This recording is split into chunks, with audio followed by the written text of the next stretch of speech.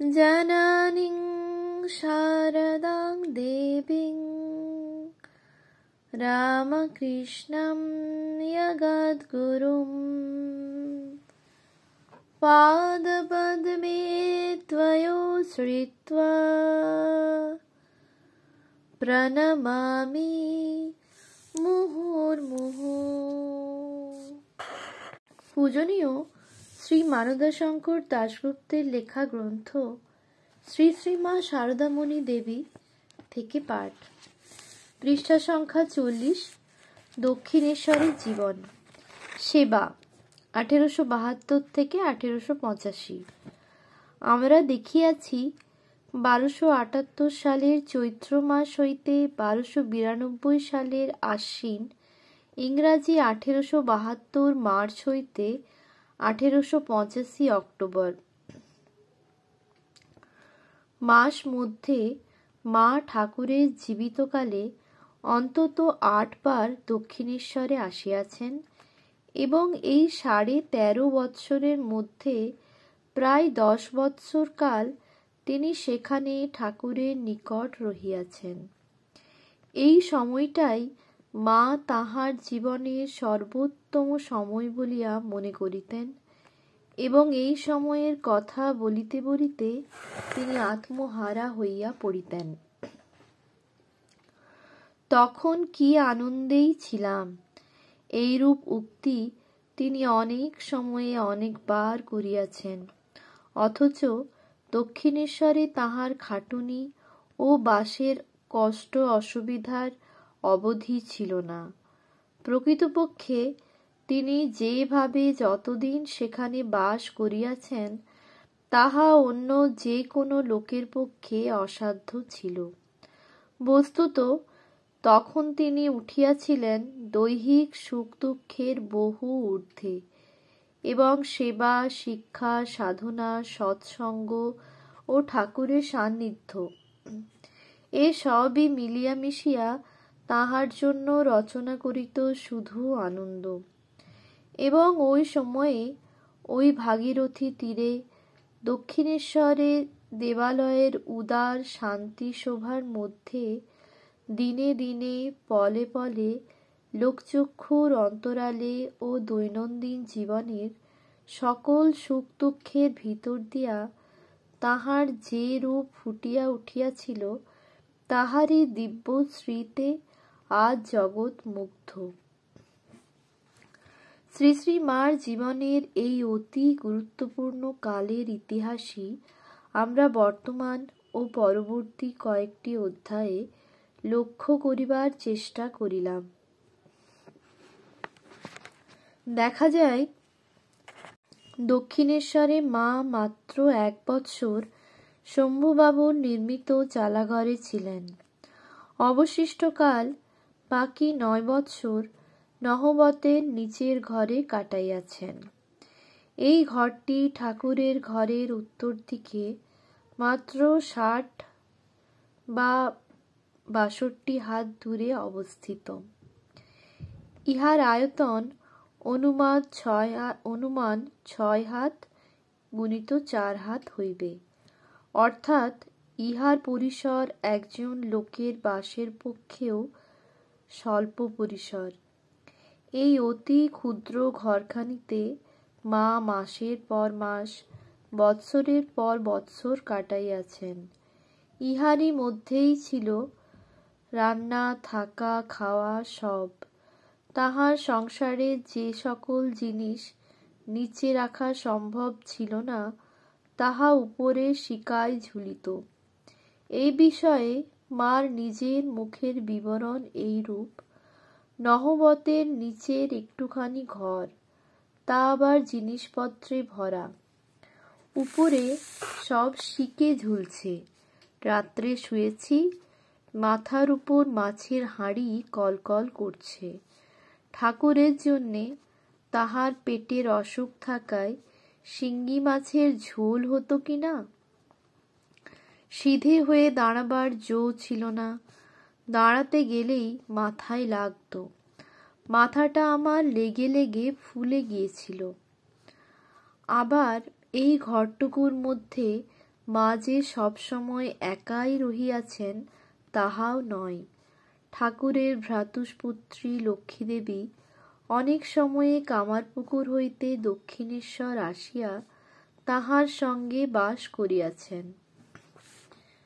শ্রী শ্রী মা প্রথমবার দক্ষিণেশ্বর আসার 1872 চৈত্র পর ঠাকুরের মাতা পূর্ণ 4 বৎসর জীবিত ছিলেন ও নহবতেই বাস করিয়াছেন। কিন্তু তিনি যে কখনো মার সহিত একত্রে নহবতের নিচের ঘরে বাস করিয়াছেন তাহার কোনো নিদর্শন পাওয়া যায় না। বরং দেখা যায় যে তিনি মৃত্যুকালে 1876 ফাল্গুন নহবতের উপরের ঘরে বাস করিতেছিলেন।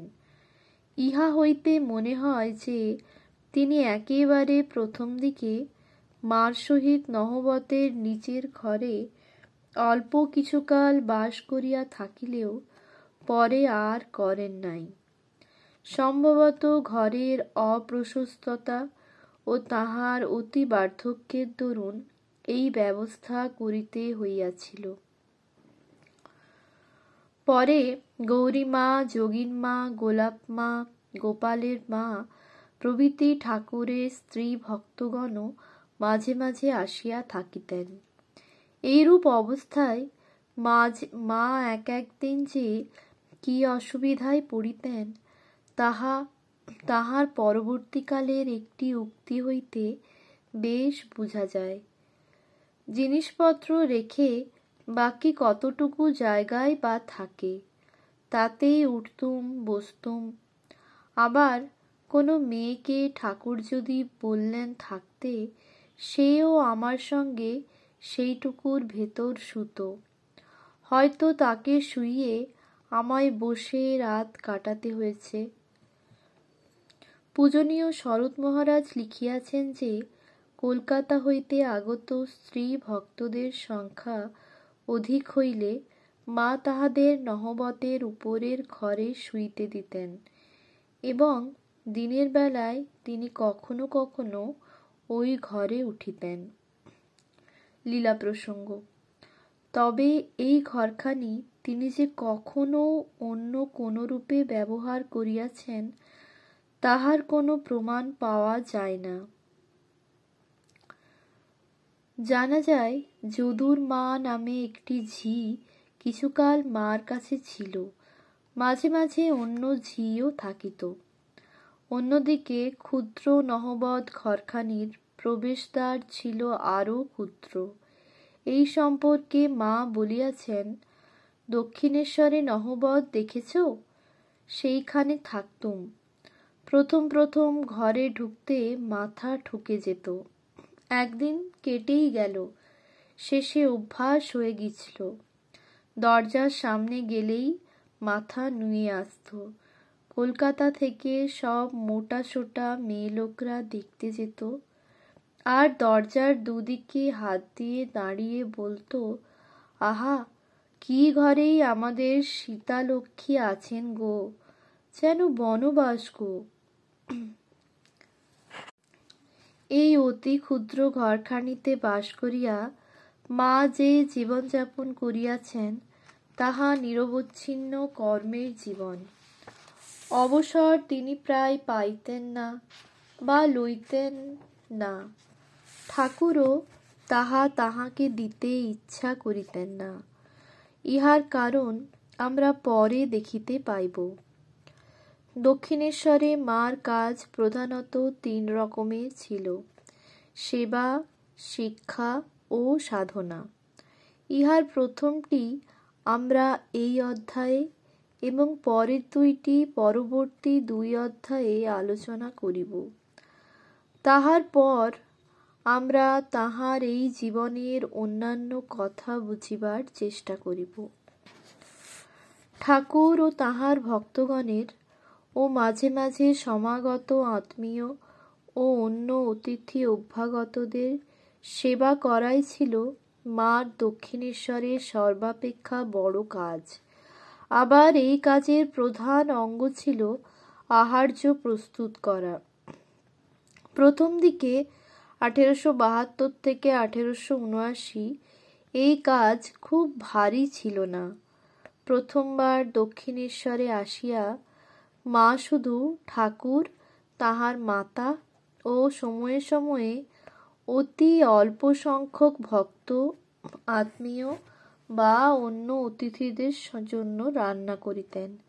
কিন্তু 1287 সাল, ইংরাজি 1880-81 সন হইতে ভক্ত সমাগম বাড়িবার সঙ্গে সঙ্গে এই কাজ এরূপ বাড়িয়া যায় যে মা আদৌ কোনো অবকাশ বা বিশ্রাম পাইতেন না।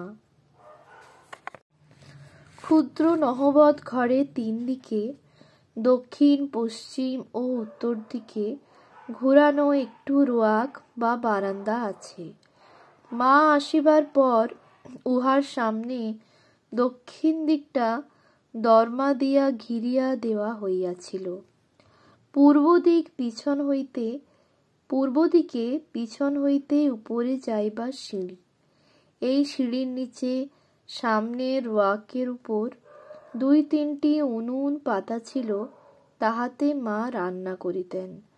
নিজের রান্না, ঠাকুরের রান্না, সমাগত স্ত্রী পুরুষ ভক্তদের রান্না। ভক্তগণ যখন তখন আসিত, তজ্জন্য খাটুনি ও অসুবিধা আরও বেশি হইত। এই সম্বন্ধে মা এইরূপ বলিয়াছেন, দিন রাত রান্নাই হচ্ছে। এই হয়তো রামদত্ত এলো, গাড়ি থেকে নেমেই বলছে, আজ ছোলার ডাল আর রুটি খাবো। আমি শুনতে পেয়েই রান্না চাপিয়ে দিতুম। 3-4 সের ময়দা আর রুটি হতো। রাখাল থাকতো, তার জন্যে প্রায়ই খিচুড়ি হতো। সুরেন মিত্তির মাসে মাসে ভক্ত সেবায় 10 টাকা করে দিত। বুড়ো গোপাল বাজার করত। ঠাকুরের নির্দেশে লাটু মার বাসন মাজা, পাটনা বাটা, ময়দা ঠাসা ইত্যাদি কার্য করিয়া দিতেন। মার এই রান্নার কিছু বিবরণ পূজনীয় শরৎ মহারাজের লীলা প্রসঙ্গেও পাওয়া যায়। তাহা এইরূপ: নহবত ঘরের সামনের রোয়াকের উপর 2-3টি উনুন পাতা ছিল। তাহাতে ঠাকুরের জন্য সকাল সকাল 2টি ঝোল ভাত হইত। যে সকল পুরুষ ভক্ত মাঝে মাঝে রাত্রে ঠাকুরের কাছে থাকিতেন, তাহাদের জন্য ওই উনুনে ডাল রুটি হইত। আবার কলকাতা প্রভৃতি স্থান হইতে অনেক ভক্ত মহিলা ঠাকুরের দর্শনে আসিয়া সমস্ত দিন নহবতখানায় মার কাছে থাকিতেন ও কখনো কখনো সেখানেই রাত্রি যাপন করিতেন। তাহাদের আহার্যও মা ওই উনুনেই প্রস্তুত করিতেন। আর যেদিন কামারহাটির ব্রাহ্মণী গোপালের মা, ইহার কথা আমরা পরে পাইব, আসিতেন, সেদিন ঠাকুরের ঝোল ভাত নামিবার পর শ্রী শ্রী মাকে গোবর, গঙ্গাজল প্রভৃতি দিয়া 3 বার উনুন পাড়িয়া দিতে হইত। তারপর তাহাতে ব্রাহ্মণীর পক্নু চাপিত। আবার এই রান্নার যে কোনো সময় অসময় ছিল না, তাহারও একটি দৃষ্টান্ত লীলা প্রসঙ্গে পাওয়া যায়। 1885 সনে রথের দিন ঠাকুর বলরামবাবুর বাগবাজারের বাড়িতে থাকিয়া তাহার পরদিন সকাল বেলায় কয়েকজন স্ত্রী পুরুষ ভক্তসহ নৌকায় দক্ষিণেশ্বরে পৌঁছেন। নৌকা হইতে নামিয়াই তিনি কালীঘরে গেলেন এবং ভাবাবিষ্ট হইয়া নাট মন্দিরে বসিয়া অনেকক্ষণ ধরিয়া গান গাহিলেন। তারপর ঘরে ফিরিয়া যখন তাহার হুঁশ হইল, তখন অনেক বেলা হইয়া গিয়াছে। তখন তিনি মা ঠাকুরানীকে জিজ্ঞাসা করিয়া পাঠাইলেন, ঘরে তরিতরকারি কিছু আছে কিনা। কিছুই নাই সংবাদ আসিলে ঠাকুর অত্যন্ত ব্যস্ত হইয়া পড়িলেন, ভক্তেরা খাইবে কি দিয়া। তখন তাহার ইচ্ছানুসারে 2 জন স্ত্রী ভক্ত বাজার হইতে 2টি বড় বেগুন, কিছু আলু ও শাক কিনিয়া আনিলেন। মা তখন তাহা রান্না করিয়া ভক্তদের খাইবার ব্যবস্থা করিয়া দিলেন।